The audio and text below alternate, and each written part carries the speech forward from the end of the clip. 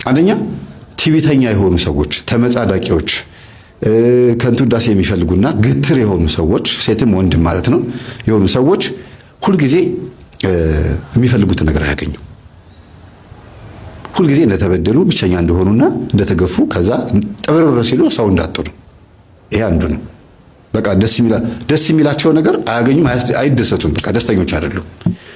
ሁለተኛ ነገር ደግሞ የዚህ ጸባይ ባለቤት ሰይጣን እንደሆነ ሲነገራቸው ደጋረገ ከሚለው መልስ ውጪ ሌላ ነገር አያውቁም። እና ምን ይጠበስ ምከረኛ አልኩህ ምናምን ከሚለው መልስ ውጪ ሌላ ነገር አያውቁም። እና ከሚሆን ይሄን ባህሪ ከየት ወረስኩት? አባቴ እናቴ ወይስ ከማን ነው? በቡዳይ በላችኝ በቡዳይ በላኝ ሰው አለ። የሰው ባህሪ እኔ ጋር መጥቶብኛል፣ ደባል ሆኖብኛል። ከመቼ ወዲህ ነው እንደዚህ የሆንኩት? አጫሽ፣ ቃሚ፣ ሰካራም ምናምን የሆንኩት መቼ ነው? ይሄ ነገር የመጣብኝ ከቤተሰብ ነው ወይስ በፍቅር ደረጃ ከሆነ ሰው ጋር ከኖርኩ በኋላ ከሆነች ልጅ ጋር ከኖርኩ በኋላ የመጣብኝ ነው ብላችሁ ቼክ አድርጉ። ወንዶችም ከሴት ጋር ጨዋታ ሲጀምሩ፣ ሴቶችም ከወንድ ጋር ጨዋታ ሲጀምሩ ከዛ በኋላ በፍቅር እንዳልነበሩ ይጣላሉ። እፍፍ ብለው እንዳልነበሩ ይጣላሉ። ሲጣሉ ባህሪ ለባህሪ ተያይዘው ነው የሚጣሉት። እሷም የሱን ባህሪ እሱም የሷን ባህሪ ወርሰው ነው የሚጣሉትና ደባል የሆነ ባህሪ ይዞ ነው ብቻውን የሚቀጥለው ወይም ደግሞ ከሌላ ፍቅረኛ ጋር የሚሄደው።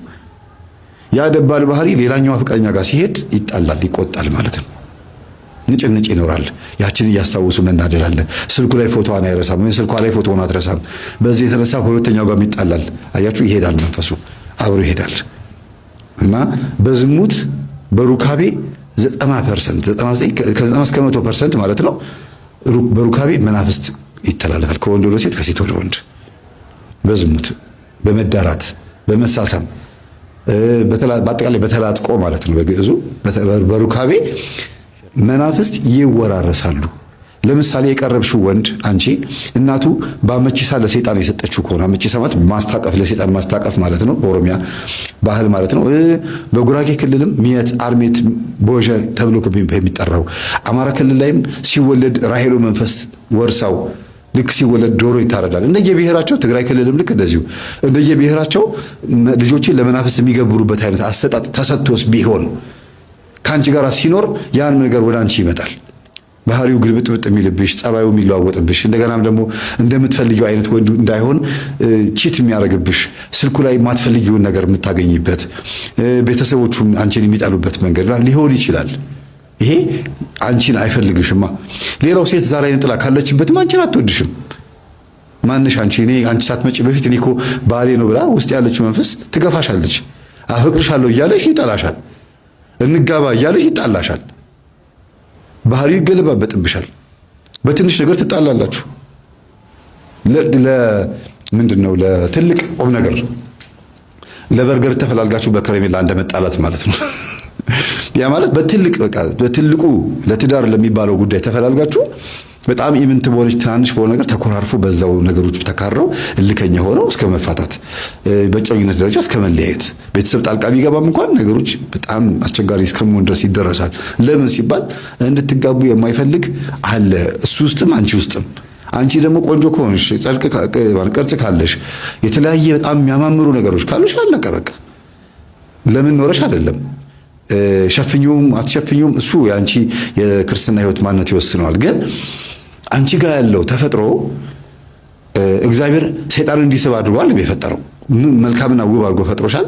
በስመ አብ ወወልድ ወመንፈስ ቅዱስ ብለሽ ጸልየሽ ሰግደሽ ሰይጣን ቡዳ አይነ ጥላ እንዳያይሽ እንዳያገኝሽ ሆነሽ መገኘት ትችይ ነበር። ራስሽን ባለመጠበቅሽ ያዩሽ ወንዶችና የዝሙት መንፈስ ያለባቸውና አንቺን ካንቺ ጋር ለመተኛት የፈለጉ ወንዶች በሙሉ ሲያዩሽ ከነሱ የዝሙት መንፈስ በሙሉ መጥቶ ይገባል። ሲገባ ደግሞ በጥሩ አቀባበል ትቀበያለሽ። ሲጠቅስሽ ትጠቀሽለታለሽ፣ ሲጋብዝሽ ትጋበዣለሽ፣ ስተኙ ትተኛለሽ። ያ ማለት ላከብሽ የዝሙት መንፈስ ተገዥ ሆነሻል ማለት ነው። ከዛ የሁለት ሳምንት የአንድ ወር ወይም የአንድ ዓመት ጨዋታ ይሆንና ትለያያላችሁ። ሌላ ወንድና ሌላ ሴት ጋር ደግሞ ትሄዳላችሁ። የዚህኛው ልጅ መንፈስ ይዘሽ ሌላ ቦታ ትሄጃለሽ፣ አንተም የሷን መንፈስ ይዘሽ ሌላ ቦታ ትሄዳለህ። የምትቀርባትን ሴት የማትወድ ሌላ ሴት አለች እዚህ ውስጥ። የመጀመሪያ ፍቅረኛ የዝሙት መንፈስ ሊሆን ይችላል። አንተን በመስተፋቅር ያጠመደች ሊሆን ይችላል። ከእናትህ የመጣው ከአባትህ የመጣ የዓይነ ጥላ መንፈስ የምትቀርባቸውን ሴቶች ላትወድልህ ትችላለች። ስለዚህ ምን ትሆናለህ? በቃ ሁሉንም የቀረብካትን በሙሉ በዝሙት እየቀረብክ ብቻ መሄድ ነው። እምቢ አለኝ አልሆንላለኝ፣ ሴቶች አልበረክታሉኝ፣ ዘማዊ ናቸው፣ ቺት አረገችብኝ፣ እሷም እንደዚሁ ትላለች፣ ወንዶች አንድ ናቸው ምናምን ትላለች። ይሄ ነው፣ ሌላ ለውጥ የለውም።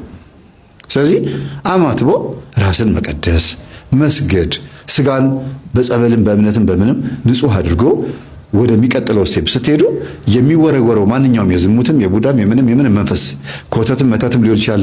ከሴት ጓደኞቻችሁ የሚመጣ የሴቶች ከወንድ ጓደኞቻችሁ የሚመጣ የወንዶች መንፈስ ሊኖር ይችላል። ያ አይመጣም፣ አይነካችሁ። ምቀኛም እንኳን ቢኖር ይመልሰዋል። አይናቸው እያየ አግብታችሁ ስትወልዱ ወግ ማድረግ ስታዩ ያዩዋችኋል። እነሱ አይናቸው እያየ ምቀኞቻችሁ ወይም የዝሙት መንፈስ ያለባቸው ሰዎች እያዩአችሁ ደስ የሚል ኖሮ ትኖራላችሁ። ለምን? አጥር አለ፣ ታጥራችኋል። በእግዚአብሔር ኃይል ታጥራችኋል ማለት ነውና ራስን መጠበቅ የመሰለ ነገር የለም። ዝም ብሎ በመጻድቅ ከንቱ ውዳሴ ውስጥ መግባት ትምህርቱን መቃወም ሳይሆን ትምህርቱ ምንድነው ዘውጉ ብሎ ማሰብ ያስፈልጋል። እንደ እህታችን ጥግ ድረስ የሄደችው ሳታቀን ነው። መስማትም አትፈልግም። ለምን? ሌሎች መምህራን እኛን ሳያውቁን እየሰደቡን ሰምታለች። ልክ እንዳዩ ሆነው አጠገባችን ሆነው እንዴት እንደምንበላ እንዴት እንደምንጠጣ ምን እንደምንለብስ አብረውን የሚኖሩ ይመስል መምህራን እኛን ስለኛ ሲያወሩ ይገርማል። ከዛ እነዚህ ሊድኑ የሚገባቸው ነፍሳትን ያበላሻሉ። ልክ የኛን ትምህርት ስታዳምጥ ግን ይሁዳ ነች። ለቅዱስ ቁርባን፣ ለንስሐ ሕይወት፣ ለጋብቻ በቃች። አይነ ጥላዋ ትዕቢት መንፈሷ ተወገደ። ለምን? በቤታቸው የነበረ የዛር መንፈስ እሷ ላይ ነበር ያረፈው። ሌላው ያልነገርኳችሁ በጣም የሚገርመው ነገር ልንገራችሁ። ቤተሰብ በሙሉ በሚጸልይበት ሰዓት ልጅቷ ላይ ነበር የሚመጣው። ኢቭን የቤት ሰራተኛቸው ራሱ ትጸልያለች። ስለዚህ መንፈሱ ማረፊያ ሲያጣ ትዕቢተኛዋ ላይ ነበር የሚያርፈው። እነሱ እየጸለዩ ጸሎት ክፍል ቴሌቪዥኑን ድምፁ ትጨምረዋለች። ይህ ምን ትሉታላችሁ? አሁን በእግዚአብሔር ላይ ነው ወይስ በማን ላይ ነው የምታላግጠው? በራሷ ላይ ነው የምታሾፈው? በቤተሰቦቿ ላይ ነው የምታሾፈው? በሁሉም ላይ ነው የሾፈችው። ስለዚህ በዚህ ልክ ምቀኛና ክፉ የሚያደርግ ማን ነው ሲባል ሰው አይደለም። ሰው እንደዚህ አይነት ባህሪ የለውማ።